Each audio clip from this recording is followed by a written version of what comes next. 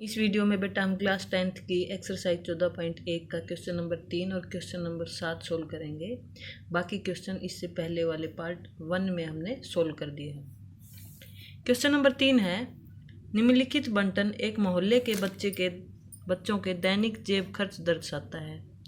Daily का जेब भत्ता दिखाता है। माध्य जेब खर्च ₹18 दिया हुआ है, पहले से ही माध्य हमें दे दिया है। लुप्त बारंबारता ज्ञात करें। हमें जो ये बारंबारता इस टेबल में दी हुई है F, ये हमसे पूछी है और माध्य हमें बता दिया है पहले ही। तो इस क्वेश्चन को कैसे करेंगे, थोड़ा अलग क्वेश्चन है बेटा। देखिए इसमें भी ऐसे ही टेबल के रूप में इसको बना लेंगे। इसकी टेबल एक तरह से इस तरह से ये हमने बना ली है पहले ही। देखिए 11 से 13, 13 से 15, ये सारी टर्म्स इधर लिख दी और फिर बच्चों की संख्या इधर लिख दी साइड में। अब जो भी ये मैंने बताया था, जो भी आपके सिंगल टर्म्स वाले होते हैं क्वेश्चन में, ये होते हैं FI, और जो ये वर्ग अंतराल दे रखते हैं 11 से 13, 13 से 15, इनसे हम निकालते हैं XI। क्या निकालते हैं? XI। तो हम XI निकालेंगे बेटा इनसे। कैसे निकालते हैं? इसको और इसको जोड़ के 2 से भाग करना होता है। 11 + 13/2 क्या आएगा? 24/2। ये कट के आया 12।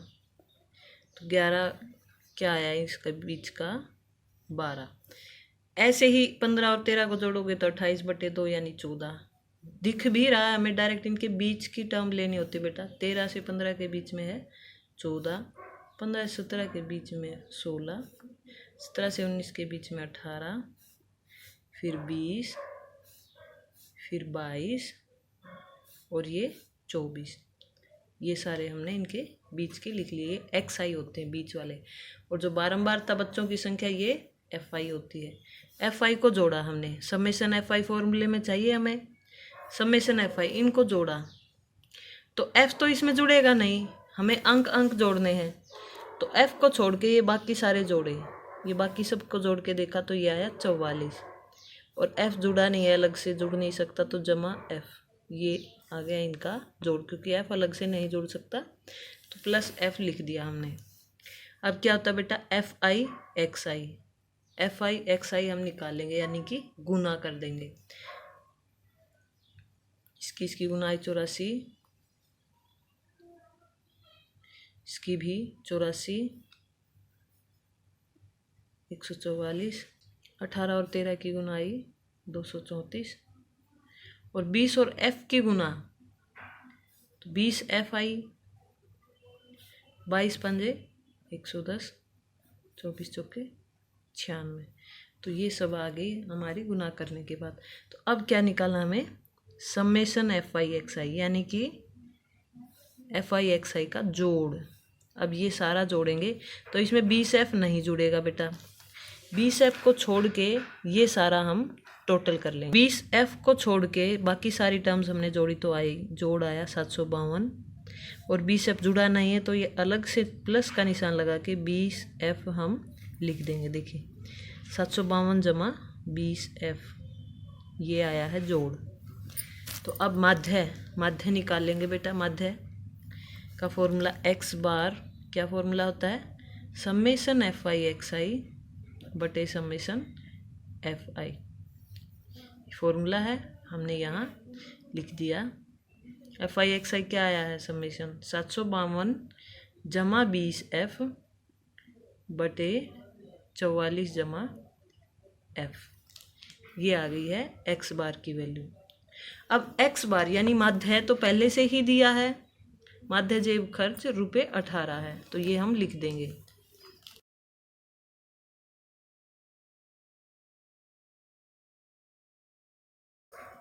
माध्य जेब खर्च ₹18 है, इसलिए ये जो वैल्यू है ये 18 के बराबर ही आनी चाहिए। 752 जमा 20F बटे 44 जमा F, ये वैल्यू आई है हमारी तो, लेकिन ये तो 18 के बराबर आनी चाहिए क्योंकि 18 दिया हुआ है। इसको सोल्व करेंगे बेटा। ये बटे में इधर जाकर गुना हो जाएगा।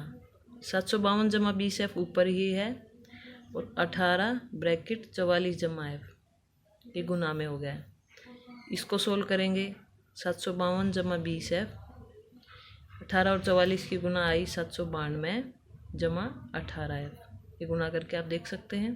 यहाँ से हम f की वैल्यू निकालना चाहते हैं बेटा। देखिए 20f यहीं रखेंगे और 18f को इधर ले आएंगे तो माइनस हो गया, -18f क्योंकि प्लस था, बराबर 752 यहीं रखा तो यहीं है, 752 को उधर ले जाएंगे तो इसके आगे प्लस निशान है तो इधर आकर माइनस हो जाएगा, -752। इस तरह से हमने सेपरेट कर लिया, एफ को एक साइड लिया है, कांस्टेंट टर्म को दूसरी साइड भेज दिया।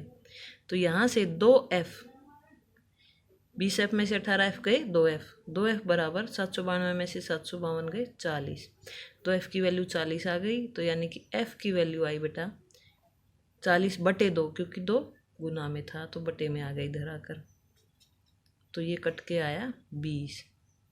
f की वैल्यू आ चुकी है 20।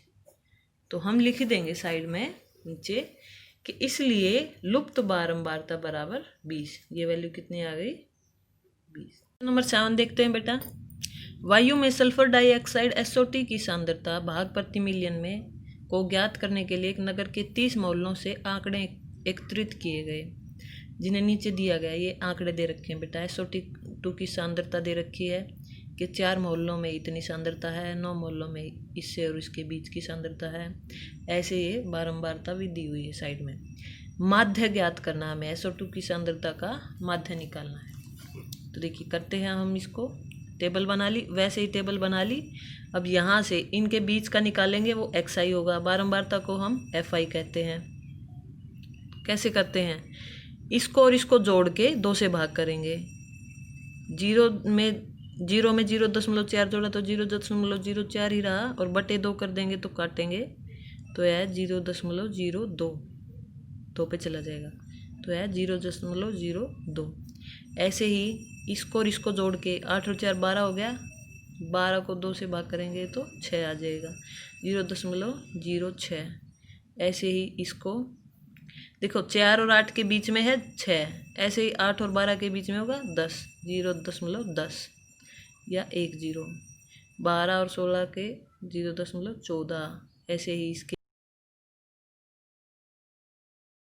XI निकाल लिया। और ये 30 मोहल्ले थे बेटा, तो समेशन FI आया 30।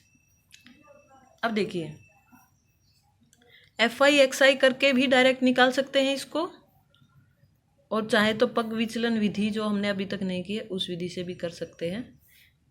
देखिए ये दशमलव में है, इसलिए हम चाह रहे हैं कि इसको दूसरी विधि से कर लें।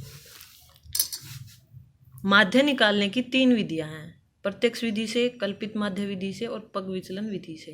प्रत्यक्ष विधि में फॉर्मूला था समेशन FI XI बटे समेशन FI, ये हमने किया था प्रत्यक्ष विधि का।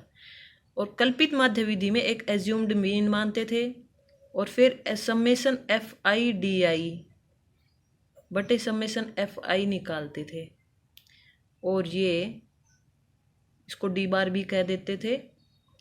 और फिर X बार आता था D बार जमा A, चाहे तो ऐसे लिख दें या फिर इसको ऐसे भी लिख सकते हैं, समय A जमा ये पूरा D बार की वैल्यू ये है, तो इसको ऐसे निकाल सकते हैं, यानी कि समेशन FI DI बटे समेशन FI जमा A। डायरेक्ट ये फॉर्मूला भी हो जाता है कल्पित माध्य विधि से। अब है पग विचलन विधि। पग विचलन विधि में क्या होगा कि UI निकाल लेंगे बेटा, एज्यूम्ड मीन इसमें भी रहेगा, UI निकाल लेंगे, और उससे फिर UI क्या होगा हम टेबल में अभी दिखाएंगे आपको। हम निकाल लेंगे X बार का फॉर्मूला, इससे आएगा A जमा इसमें समेशन FI DI बटे समेशन FI, इसमें आएगा समेशन FI UI बटे समेशन FI। और UI है तो यह ध्यान रखेंगे कि H भी गुना में होगा, H गुना में करेंगे। अब H क्या है, नई चीज़ है, और UI नई चीज़ है, ये हम इसको सवाल के माध्यम से आपको बताते हैं। पग विचलन विधि से हम कर रहे हैं। तो एज्यूम्ड मीन इसमें भी मानना होता है, हम इसमें कोई भी एज्यूम्ड मीन बीच का मान लेते हैं। मान लीजिए ये मान लिया है हमने एज्यूम्ड मीन, तो ए मान लिया हमने 0.10, तो UI निकालना है हमें। UI होगा XI माइनस A बटे H, यानी कि